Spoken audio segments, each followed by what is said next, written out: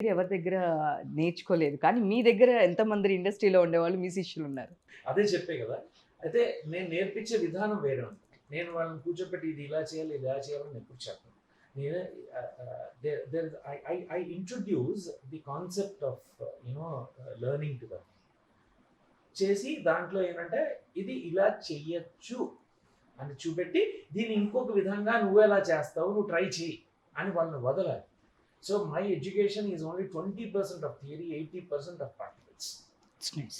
నా అకాడమిక్ కానివ్వండి, లేకపోతే అంతకుముందు నా దగ్గర చేసిన వాళ్ళు కూడా నేను ఎప్పుడు ఏమంటానంటే ఇక్కడ నేర్పించేది ఎక్కువ ఉండదు, నువ్వు నేర్చుకునేది ఎక్కువ ఉంటుంది. ఎందుకంటే you have to spend more time on learning. వాళ్ళని ఆ సిస్టమ్స్ వదిలేయడము, వాళ్ళకి యాక్సెస్ ఇవ్వడము, లేకపోతే ఇన్ఫర్మేషన్ యాక్సెస్ ఇచ్చి కొంత స్వతహాగా మనలో ఉండాలి. అది అది లేని వాళ్ళని మనం కూర్చోబెట్టి రుద్దుతాం అంటే సో మీ దగ్గర వర్క్ చేసిన వాళ్ళు ప్రెజెంట్ ఇండస్ట్రీలో అంటే ఎవరైనా చెప్తారు? చాలా మంది ఉన్నారు. I'm sure you will find it in all my Google records. Yes, yes.